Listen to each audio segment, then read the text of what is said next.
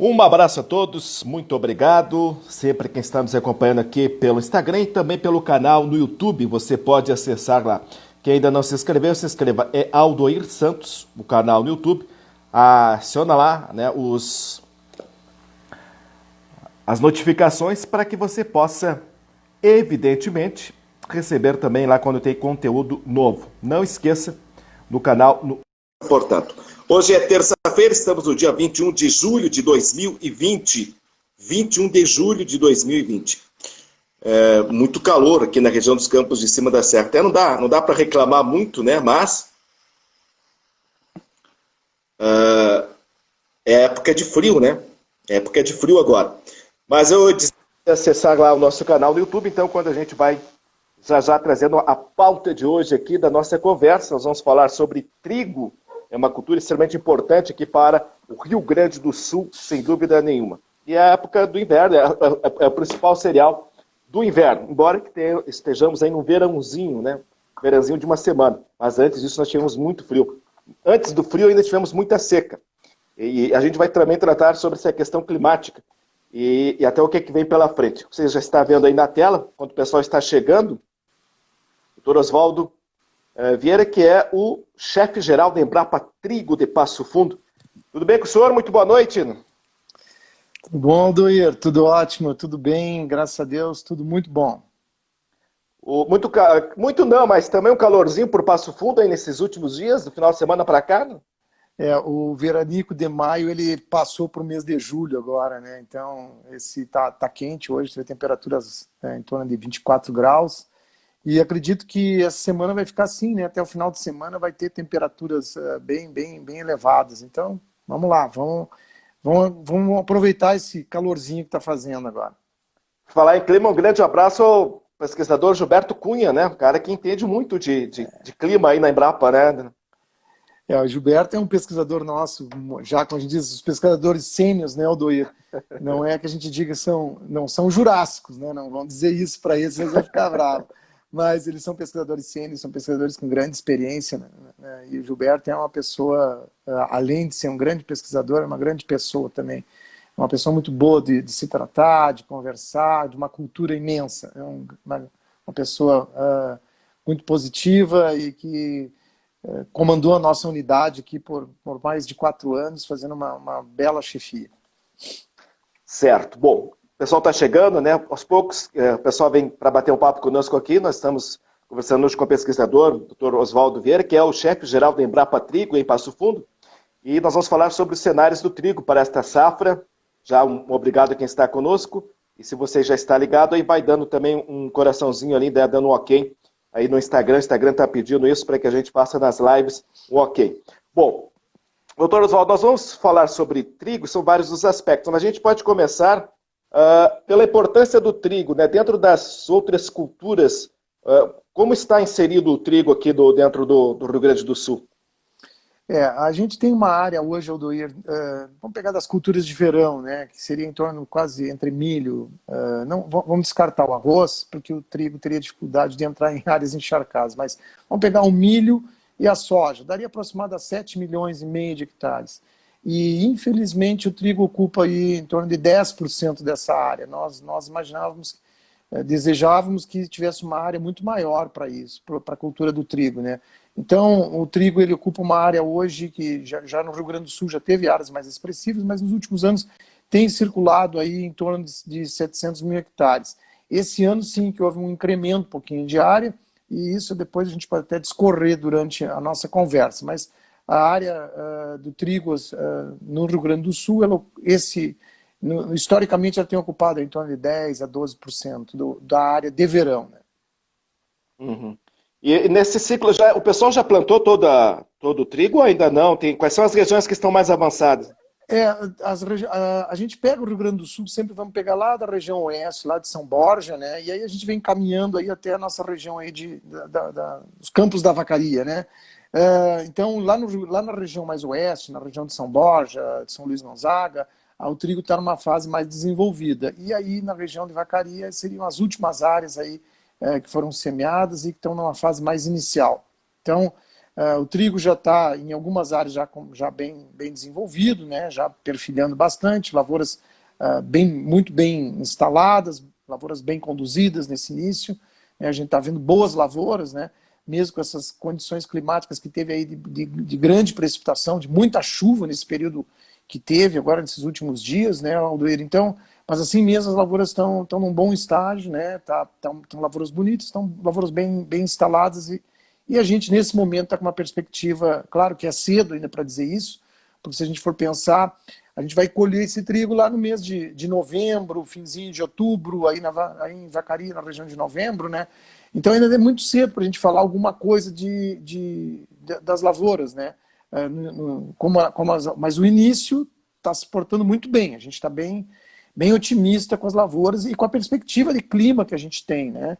Então a perspectiva que a gente tem de clima é um clima neutro, nem para Laninha, nem para El Niño. Então essa perspectiva nos leva a acreditar que teremos uma ótima safra esse ano, se as condições climáticas perdurarem. E quantas mil hectares são cultivados? Qual é a estimativa de área cultivada, então? A estimativa de área desse ano no Rio Grande do Sul é próximo de 900 mil hectares. A Emater não divulgou o resultado ainda final, né, porque não ocorreu toda a semeadura ainda. Tem algumas regiões, já foi praticamente mais de 90% já plantado, mas a área esse ano houve um incremento muito grande no Rio Grande do Sul. Se a gente for pegar no Brasil inteiro, houve um bom incremento. No Paraná também, a área cresceu mais de 6%, passou de 1 milhão de hectares, 1 milhão e 100 praticamente de trigo plantado, e isso se deve principalmente pelo estímulo que ocorreu com os preços, né? Então, o mercado internacional ficou com preço bom, o dólar está num valor alto, então para trazer o trigo ficou caro, né? Então, o produtor também, existe uma questão engraçada aqui no Rio Grande do Sul. Quando o produtor não vai tão bem com a lavoura de verão, foi o caso esse da lavoura de soja esse ano, né? Ele tenta recuperar aquilo que ele imaginou ter perdido com a soja, com a cultura do trigo. Então, uma das questões... E, claro, ele também viu as perspectivas climáticas boas, ele se estimulou para ir para as lavouras, para a lavoura de trigo.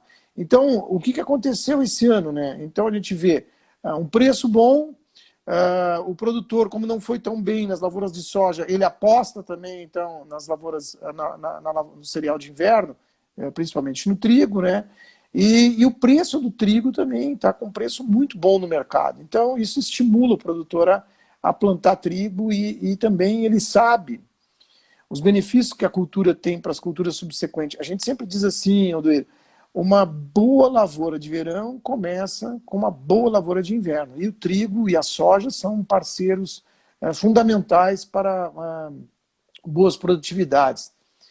Se a gente for pegar assim, os grandes produtores de soja, mas esses concursos que tem de soja, tem sempre uma curiosidade que a gente sempre vê assim, inclusive esse último ano aí, o campeão foi um produtor de Mangueirinha, e ele disse coisas fantásticas, né? Para nós da Embrapa, que apostamos muito nisso que esse produtor disse também, né? Rotação de cultura é algo fundamental. Então esse produtor faz rotação de cultura. E essa rotação de cultura, como ele disse, sempre entrou cereais de inverno. O produtor campeão ano passado, que foi ali da região de Cruz Alta, ele conta sempre, ele tem o legado do pai dele desde 1985, 86, aonde ele sempre fez rotação de cultura. E essa rotação de cultura sempre passou por uma cultura de inverno, ou seja, ela trigo, seja cevada, ou até mesmo aveia branca ou aveia preta. Então, é fundamental, se a pessoa quer uma alta produtividade de soja, a composição desse sistema aí, como diz o meu colega João Leonardo, que trabalha forte nessa área, né, passa muito pela essa composição de sistemas, passa por colocar um cereal de inverno e o trigo, daí é o cereal rei nisso, sabe? Então a gente acredita que o produtor também está cada vez mais vendo essas possibilidades para suas lavouras de soja, com incremento de lavoura de trigo. Certo. E ela, aqui na região, a cultura do trigo tem uma questão da qualidade do trigo produzido aqui também pela região, né? Eu vejo assim, a Vacaria tem algumas peculiaridades, né? A Vacaria tem condições excepcionais para cultivo de trigo, Os produtores aí, tem produtores já tradicionais na região, né? Na região de Vacaria, que historicamente sempre plantaram muito trigo. E a outra facilidade que Vacaria tem é que Vacaria tem moinho também, né? Então a aquisição desse trigo fica fácil, a comercialização, como a gente sempre fala, quando você tem uma facilidade de comercialização, isso também estimula a cultura. Então, Vacaria, Lagoa Vermelha, Muitos Capões, são regiões tradicionais de plantio de trigo. E isso aí já está no DNA aí do produtor da região, né? Ele já conhece muito bem a lavoura, sabe muito bem o manejo, e com isso também, como a antecipação de plantio na região de Vacaria, de soja, ela se torna um pouco mais difícil, em função até das temperaturas que são mais baixas na região, o produtor sempre, geralmente, né, ele já cultiva trigo aí nessa região, por essas características, por ter tradição, por ter facilidade de comercialização e por ter liquidez também do seu produto, que isso é outro fator muito importante na cultura do trigo, tu ter liquidez na comercialização, né? Então, esses são esses fatores aí que são predominantes, e isso também facilita a questão da rotação de culturas, que proporciona lavouras de sojas com maior rentabilidade. Certo. Estamos conversando com o pesquisador, o Dr. Oswaldo Vieira, que é o chefe-geral da Embrapa Trigo de Passo Fundo, falando um pouco sobre os cenários deste cereal, extremamente importante dentro da rotação de culturas, importante no inverno aqui pelo Rio Grande do Sul e aqui também nos campos de cima da serra. Resumindo até o que foi dito agora, para quem está chegando, vai estar também disponível daqui a pouco já lá no canal no YouTube, o canal é Aldoir Santos, vai estar lá toda a entrevista, para você que não pegou antes ou vai ter que sair daqui a pouco, enfim, mas vai estar lá no canal daqui a pouco também toda a entrevista na íntegra lá. Bom, só recuperando um pouquinho, então, doutor Oswaldo, nós temos um cenário positivo, que é aumento de área produzida, então, aqui de área cultivada no Rio Grande do Sul. A sanidade, nesse momento, das lavouras é razoável, é boa, né, nesse momento. Uhum. E existe, então, a perspectiva de um clima neutro.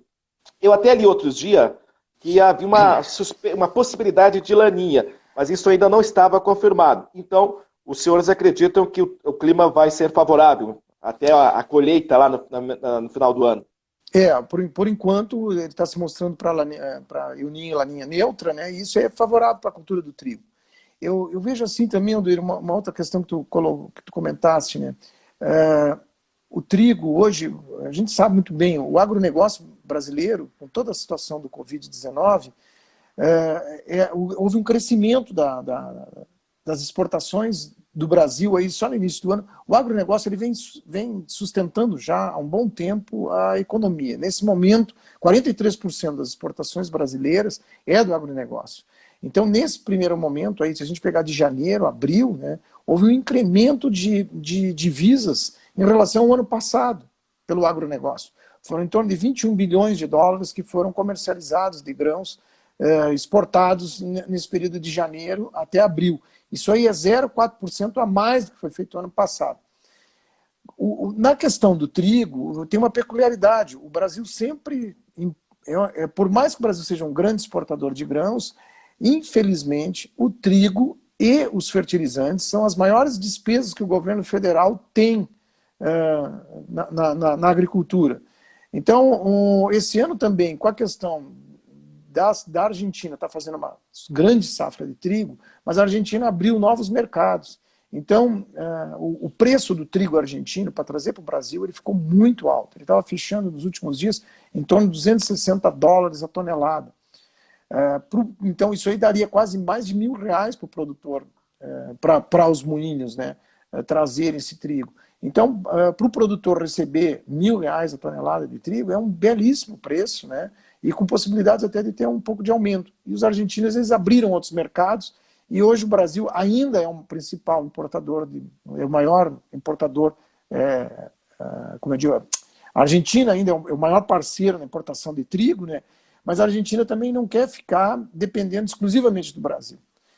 Se você tem uma ideia, a Argentina exporta quase 14 milhões de toneladas. Para o Brasil, ele teria disponível hoje em torno de 7 milhões de toneladas. Mas ele abriu alguns mercados na Ásia com preços muito bons e garante esse mercado no exterior. Então o Brasil também tem que procurar algumas alternativas para produzir mais trigo e diminuir essa dependência do trigo argentino. Então, esse ano a gente vai possivelmente importar um pouquinho menos em função desses aumentos de área que teve no Paraná e esse aumento de área também que teve no Rio Grande do Sul. E na região centro-oeste, ele praticamente está estável a área de trigo. O ano passado houve uma quebra na safra no Paraná, então a produção do Brasil no ano passado foi em torno de 5,4 milhões de toneladas, e o Brasil teve que importar quase 8 milhões de toneladas, 7 milhões e pouco. Esse ano o que a gente se espera aí é que a gente vai continuar a importação, mas não vai ser nesse volume que foi o ano passado. Uhum. E estaria muito longe para a gente ter a capacidade de mercado aqui, produzir a capacidade do mercado? O que seria necessário para isso? A autossuficiência, né? Se a gente pegar historicamente, o Brasil conseguiu só um ano ser autossuficiente em trigo, nessa mais de 40 anos aí, pelo menos desde que a Embrapa existe, né? Mas o que a gente tem que tentar nesse primeiro momento, Aldoir, então como eu falei bem no início, se nós olhar aí 7 milhões de hectares plantados com culturas de verão na região, no Rio Grande do Sul, se você pegar o Paraná e Santa Catarina, daria quase o dobro disso, né? Teria praticamente mais de 14 milhões de hectares plantado com culturas de verão na região sul. E o trigo, se a gente conseguisse pelo menos plantar em torno de 3 milhões de hectares, nós já conseguiríamos já minimizar muito as importações de trigo. Mas isso aí tem várias questões, né, aliadas, que seria, uma delas é isso que a gente comentou, seria uma liquidez na comercialização, preços que sejam atrativos para o produtor, isso estimula a cultura. E também, eu acho que tem algumas outras questões que fogem da área da pesquisa, por exemplo, a navegação de cabotagem. Parece incrível, mas se tu pegar trigo gaúcho, botar no Porto do Rio Grande e levar para o Ceará é um dos maiores consumidores do Nordeste. O Ceará tem um consumo de trigo, para você ter uma ideia, tem 3 moinhos de trigo no Ceará que moem em torno de 100 mil toneladas mês. Então isso aí daria aí, mais de 1 milhão de toneladas que eles têm em demanda. Então, mas se tu pegar trigo do Porto do Rio Grande e levar para o Ceará, sai mais caro para o moinho do Ceará comprar esse trigo do que trazer para a Argentina em função da questão da navegação de cabotagem. O Paulo Guedes, nosso ministro da Economia, diz que vai resolver essa situação. Então, isso são questões que têm que ser ainda discutidas em termos de política governamental, né? Porque daí também estimula esse cultivo do trigo, se abre-se esse mercado também que hoje, para o consumidor lá do Nordeste, fica mais fácil trazer trigo argentino do que trazer trigo gaúcho. Mas uma outra curiosidade também, aí, já emendando outro assunto, né? O Rio Grande do Sul tem uma curiosidade interessante aí, que é que nós exportamos trigo. Ao mesmo tempo que o Brasil importa muito trigo, né? E a gente pensa nessa autossuficiência, mas o Rio Grande do Sul é um estado que tem tradicionalmente feito exportações nos últimos anos, em torno aí de 500, 600. Esse ano, por exemplo, já tem contratualizado 600 mil toneladas de trigo para exportação. A gente fez um trabalho, nós da Embrapa, esse trabalho foi capitaneado pelo colega João Leonardo, junto com a equipe de manejo da nossa unidade e a área de transferência e tecnologia. Nós fizemos um trabalho junto com a FECOAGRO, Federação das Cooperativas, para estimular esse trigo para exportação. Qual era o objetivo disso? Né? Dar liquidez para o produtor e o produtor ter outras oportunidades de venda, não só para os moinhos, mas também exportar e facilitar isso para alguns outros mercados. Então foi uma estratégia muito interessante, comandada aí pelo nosso colega e amigo Paulo Pires, presidente da Federação das Cooperativas do Rio Grande do Sul, junto com as cooperativas. E aí nós ajudamos aí nesse trabalho para poder fazer um trigo competitivo para exportação.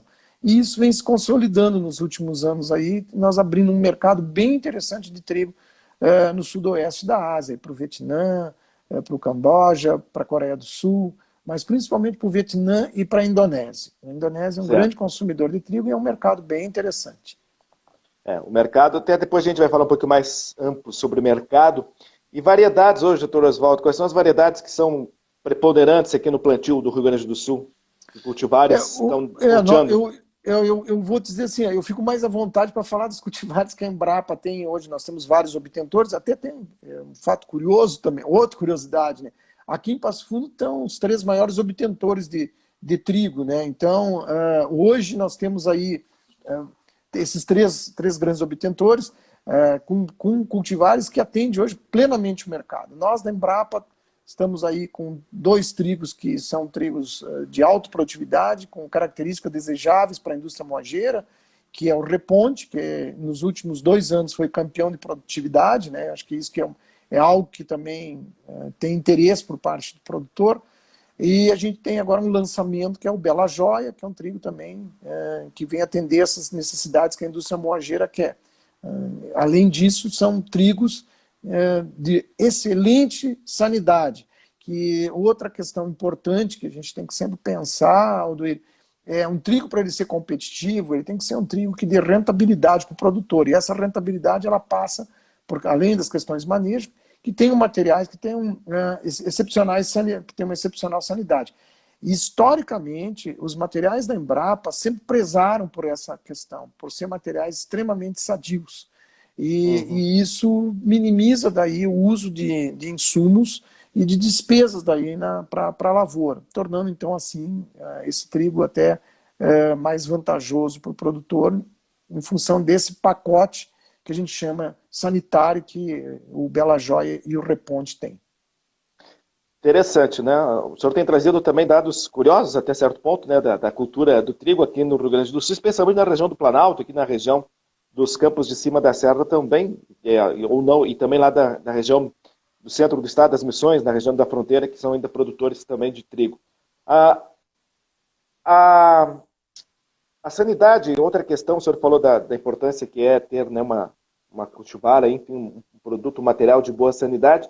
Qual que é a doença, a praga aí que mais também preocupa os produtores sempre que vão plantar? E existe algum indicativo de que ela, novamente, nesse ciclo, tem que ter aí uma atenção máxima dos produtores? Eu vejo assim, agora, Aldeir, agora no início, né, acho que o produtor, ele estava, o ano passado teve a questão do oídio, esse ano foi tranquilo para o oídio, nós não tivemos grande incidência de oídio. Eu vejo que o que a gente sempre fala na questão do trigo, e não é só trigo, a soja também tem que ter isso, o produtor tem que estar visitando seguido a sua lavoura, né?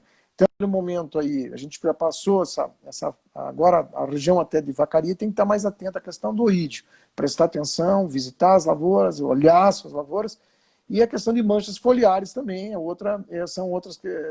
são questões sanitárias que ele deve estar observando nessa fase inicial. Mais adiante, conforme a cultura vai andando, ele tem que estar sempre monitorando essa lavoura para outras doenças que que poderiam ser problemáticas, né? Então as ferrugens também são problemáticas, mas nesse primeiro momento agora ele tem que estar atento ao oídio e tem que estar muito atento às manchas foliares e seguir as recomendações de produtos e as recomendações de manejo que a pesquisa sempre disponibiliza. Se você entrar na página da Embrapa Trigo, né, você vai ter lá disponível para ele as recomendações da cultura do trigo, onde tem os produtos indicados, o manejo para as diferentes doenças, e também a nossa equipe também da Embrapa sempre está disponível lá para qualquer dificuldade que o produtor tiver, por favor, nos liguem, a gente está disponível lá, utilizem também o nosso sistema de atendimento ao cliente, né? Façam suas perguntas, enviem material, a gente olha, pode dar resposta. Hoje, com a internet, né, Aldoir, a gente tem grande facilidade mesmo, o cara pode tirar uma foto lá da lavoura, mostrar que doença é essa, me ajuda no diagnóstico, né? Então o nosso time está disponível para ajudar, porque eu acho que esse é um grande papel da Embrapa. Nós somos uma empresa pública, né, Aldoir, e a gente tem que estar do lado do produtor e auxiliar ele sempre nessas tomadas de decisão. A internet é cada vez mais, agora com a pandemia, ainda é muito mais utilizada, né? Tanto que estamos aqui fazendo algo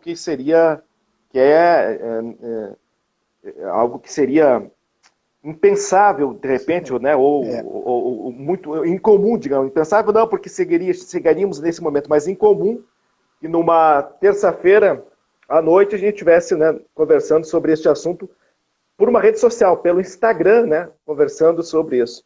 E a internet pode... Aliás, o pessoal tem a agricultura de precisão, né, tem usado bastante a internet já, também os satélites aí.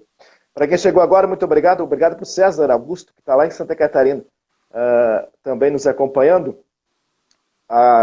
O Ricardo tinha perguntado aqui, só vou deixar... Ah, sim, encontrei aqui. Ele tinha mandado uma pergunta antes aqui, doutor Oswaldo, perguntando sobre a...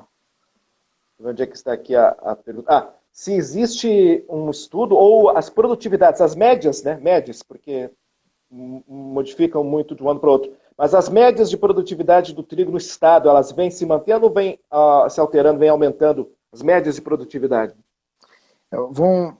Essa semana saiu um material que foi batido o recorde agora na Nova Zelândia, né? 17,13. Então, 17 toneladas e 17,3 toneladas de trigo foi o recorde mundial de produção de trigo. Claro que é uma situação bem diferente na Nova Zelândia, né? Na Nova Zelândia, eles até estava olhando ali, eles plantaram em abril esse trigo para colher em fevereiro. Então, é trigo de 10 meses, né? Numa condição lá, irrigada, uma condição que eles têm peculiar. Quando a Embrapa foi criada, Doia, há 40 anos atrás, a média de trigo, de produção de trigo por hectare, é em torno de 600 quilos por hectare. Então, nesses últimos anos aí, a pesquisa, os obtentores privados também, um esforço muito grande, a gente vem fazendo melhoramento genético e hoje a gente consegue aí, em lavouras irrigadas no centro-oeste, aí 8.700 quilos, 8.300 quilos. No Rio Grande do Sul, a média está a média no Rio Grande do Sul é em torno de 2.400 quilos. Mas a gente tem, tranquilamente, produtores que conduzem bem lavouras, que seguem os preceitos agronômicos aí, colher 3.000, 3.200, entre 2.800 a 3.500 quilos por hectare é muito fácil, sabe? Se segue os preceitos de pesquisa e segue as recomendações, eu não vejo, e as condições climáticas, né, num ano normal, é bem tranquilo ter esse tipo de produtividade. Hein? Então, colher 60 sacos, 70 sacos, é possível. Mas isso aí requer também, não pode a gente querer um milagre, né? O que tem que seguir, às vezes tem questões técnicas, que tem colegas meus que dizem, e é uma grande verdade, tem tecnologias, Aldeir, que saem de graça, não custa absolutamente nada.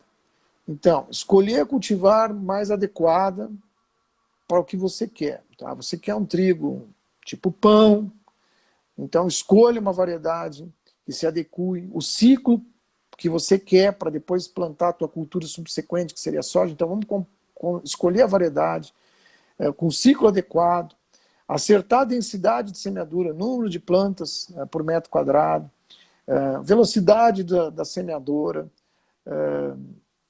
a profundidade de semeadura. Então, todas essas tecnologias, tudo isso que eu te falei aí, ela não custa absolutamente nada, é custo zero.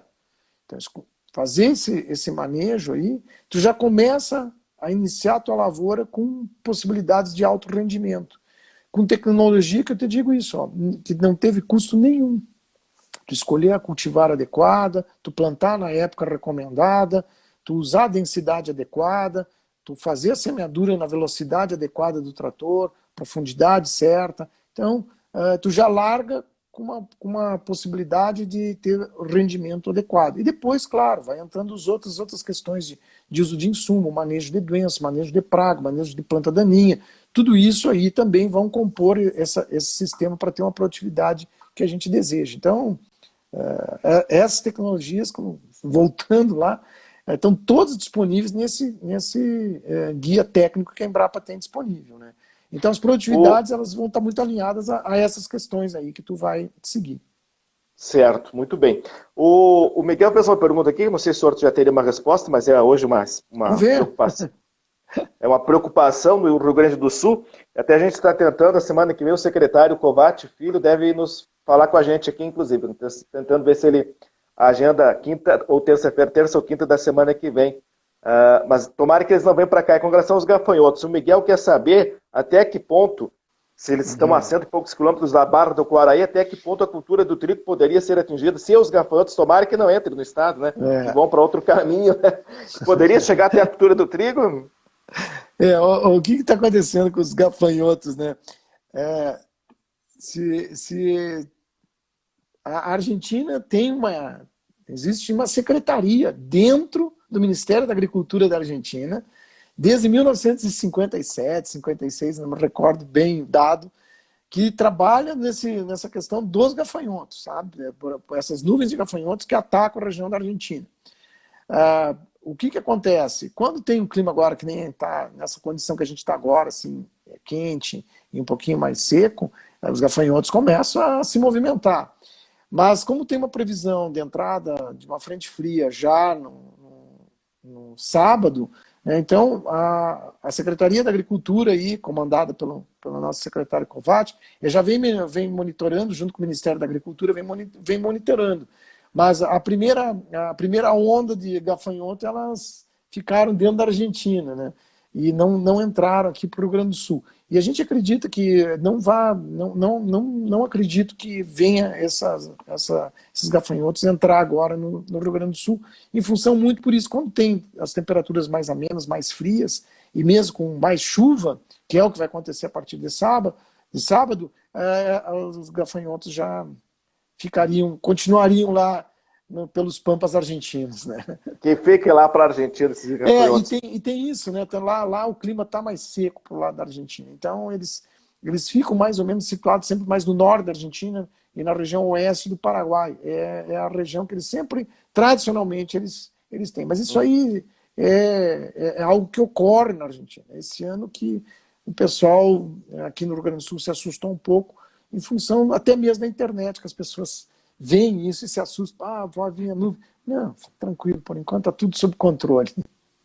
Que bom. Bom, eu lembro que há 2 anos atrás nós estávamos na Expo Inter, o senhor estava lá, que foi lançada uma cartilha para orientação, né, aos produtores para a questão da contaminação do trigo pelas micotoxinas. Essa cartilha está em vigor ainda? Como é que foi o resultado desse trabalho? Isso foi ótima a tua pergunta, Odoir. Isso aí, essa questão das micotoxinas é algo que nós temos um trabalho muito intenso, porque o Ministério da Agricultura e a Anvisa, né, que é ligada à Secretaria ao Ministério da Saúde, estava querendo alterar os valores que hoje que são permitidos de micotoxinas em grãos de trigo. Então foi feita uma chamada pública, foi discutido, a Anvisa queria reduzir esse valor para 750, mas aí não está ainda definido, por enquanto os valores continuam os que estão estabelecidos. Essa questão das micotoxinas, elas são preocupantes na região sul, principalmente na região fria, em anos que favorecem a giberela, né? Então são anos que tem maior umidade e isso aí preocupa os produtores. Então, mesma questão que a gente falou para as demais doenças, a giberela é também uma doença que tem que ser bem monitorada. A gente também tem as recomendações de fazer esse manejo, né, para a cultura, mas respeitando também as condições climáticas que vão predispor, né, a questão da giberela. Então, por isso que o produtor tem que estar sempre atento às condições climáticas que estão para a região e, aliado a isso, a fazer o seu controle, o seu manejo para a questão da giberela. Então, as micotoxinas, elas são preocupantes, tem sim hoje recomendações da pesquisa para minimizar. Até agora a gente vai entrar com um novo projeto para estava hoje de manhã discutindo um projeto também que está vinculado a essa questão. A gente tem uma pesquisadora que trata em específico disso, de micotoxinas e nessa parte de contaminantes, né, que é a doutora Cassiane. Então, a Embrapa está preocupada, os demais obtentores hoje, tanto a Biotrigo como a UER, também tem essa preocupação de lançar sempre cultivares que tenham uma maior tolerância a esse tipo de doença. Muito bem, olha, que legal, né? Muitas informações. Eu lembro que você que chegou agora, o pessoal que está passando por aqui, pode acessar depois também no canal lá no YouTube. Aldoir Santos é o nome do canal, ativa lá o sininho, as notificações, vai estar lá a entrevista completa com o doutor Oswaldo Vieira, que é o chefe-geral da Embrapa Trigo de Passo Fundo. Para a gente fechar, então, resumindo aqui, doutor, excelente a sua participação, desde já agradeço, mas para a gente fechar o cenário da cultura. Neste momento, o cenário positivo, algumas regiões finalizando a semeadura, que é o caso aqui dos campos de cima da serra, outras já em desenvolvimento. Perspectiva de mercado, a gente até podia ampliar, a gente temos ainda mais alguns minutinhos. Mercado também tem bons cenários para o mercado, para o preço do trigo? O cenário, por enquanto, né, é um cenário muito bom, excelente, acho que um dos melhores cenários que a gente tem nos últimos anos para a cultura do trigo, em função a essas duas questões aí que estão contribuindo, né? O valor do dólar está alto, com isso fica caro trazer o trigo argentino. Assim mesmo, a indústria moageira vai ter que importar trigo, mas ela vai tentar importar o mínimo possível e comprar mais esse trigo dentro do Brasil mesmo, né? Então isso vai dar liquidez para o produtor. Hoje o nosso trigo não perde em absolutamente nada para o trigo argentino. Isso também foi um esforço muito grande que a Embrapa desenvolveu nos últimos anos para produzir trigos de excelente qualidade e que atendam a indústria moageira. Hoje o nosso trigo, eu sempre me pergunto demais, isso é posso dizer assim, uma falácia dizer que o trigo brasileiro não tem qualidade. Não, não é isso. O trigo brasileiro tem qualidade, atende sim as condições da indústria moageira, não só em termos de panificação, mas em cor também. Então, isso faz com que o agricultor tenha liquidez no seu produto. E esse ano é um ano muito favorável mesmo para o mercado, com preços muito positivos para o produtor. As condições climáticas, como a gente falou, elas estão boas, né? Estão se mostrando La Niña neutra, então com condições muito propícias para a lavoura de trigo. Então tudo está encaminhando para que o produtor tenha alto rendimento e com preços muito bons, dando liquidez no seu produto. Além disso, Aldir, tem uma coisa bem interessante que eu não esqueci até de comentar contigo. Como o milho está ficando caro para a indústria trazer, a indústria principalmente de suínos e aves, também nós da Embrapa, é um trabalho que vem capitaneado pelo nosso colega Eduardo Cairão, a gente vem trabalhando também com trigo para abastecer a indústria de suínos e aves. É um trabalho que a gente está trabalhando é um trabalho que a gente vem desempenhando junto com a Embrapa Suínos e Aves para fazer com que o trigo, ou até mesmo o triticale, venham suprir essa demanda para a indústria de rações de aves. O Rio Grande do Sul tem uma necessidade de 6 milhões de toneladas de milho. E hoje o Rio Grande do Sul não produz nem metade desse milho. Então, para isso, e trazer esse milho de outros estados, se tornou muito caro. E o trigo está sendo uma possibilidade. O estado de Santa Catarina também fez uma política para incrementar o cultivo de trigo para abastecer as indústrias de ração de suínos e aves. Então, alternativas, o trigo, além do pãozinho, né? A gente também tem o trigo do propósito, que é algo também fantástico, eu chamo que é o trigo que vira carne, que vira leite, que é um trigo que a gente tem o BRS Tarumã, que é líder de mercado, é um trigo que o gado pasteja ele 1, 2, 3 vezes, depois você tira o gado e ainda consegue colher aí em torno de 1 tonelada e meia. Tem produtores que vêm, a gente estima hoje que esteja aí a próximo de 180 mil hectares de trigo cultivado com essa finalidade. A gente lançou também um outro trigo chamado Pastoreio, que também tem a finalidade, tanto esse eu chamo, é o trigo, ele não é bombril, mas é quase isso, ele é 1001 utilidades, ele dá para pastejar, ele dá para fazer silagem, ele dá para fazer pré-secado, então é um trigo que também vem sendo utilizado. Se vocês entrarem na página Embrapa, vocês vão ver um videozinho aí do meu colega Giovanni Faé, mostrando uma área com o trigo pastoreio. Também acho que tem um vídeo também que o Marcelo Klein, que é outro colega nosso, também demonstra isso. Fazendo propaganda também da nossa página no Instagram, né? Onde que a gente também tem várias questões aí de manejo da cultura, do manejo para doenças, e aí esses filmezinhos, aí, esses filmetes, né, desses trigos são de duplo propósito aí, de trigo para pastejo e para grãos. Perfeito. Doutor, muito obrigado, extremamente agradecido pela sua disponibilidade em retirar meia hora aí da sua agenda para a gente bater esse papo, né, com os nossos internautas aqui ao vivo, o pessoal do Instagram, ou o pessoal também depois lá no canal no YouTube. Muito obrigado mais uma vez. Aduir, olha, é um prazer imenso falar contigo. Você sempre foi uma pessoa que nos deu muita entrada aí nessa região importantíssima, que é a região aí de Vacaria, Montes Capões, Lagoa Vermelha. Você é uma pessoa, não é por estar aqui hoje dando essa entrevista para ti, mas você é uma pessoa muito reconhecida nessa região, e eu estou vendo esse teu desafio muito interessante das redes sociais. Desejo sucesso, conte sempre conosco, você sempre foi um grande parceiro nosso, né? E a gente se orgulha de poder ter essas relações que nem a gente tem com você, né? Você é uma pessoa, hoje nesse momento que a gente vem passando aí de pandemia, né? Eu peço que as pessoas continuem, sabe que outra curiosidade, antes de nós fechar, eu quero te contar outra curiosidade, os produtos mais consumidos, os top 10, os 10 mais consumidos, né? Para nossa alegria aí, massa, biscoito e pão de sanduíche, esse pão pré-pronto, faziam parte dos top 10 aí. Depois, na segunda pesquisa, né, aí tinha mais salgadinhos. Aí o pessoal ficou com o dinheiro mais escasso, né, o salgadinho tirou, mas a massa está sendo consumida. Então, continuem consumindo muita massa, muito pão e muito biscoito, que a gente, a Embrapa Trigo, agradece penhoradamente. E a gente agradece demais, Aduir. Conta sempre conosco. Quando precisar, a gente está sempre disponível. Um prazer imenso. Nosso time de pesquisador está também disponível a você. Eu sei que você tem o contato lá da nossa colega, da Josiane, e a gente está aberto. Um abração. Parabéns para ti. Sucesso nesse desafio, que vai ser mais uma grande conquista que tu vai ter.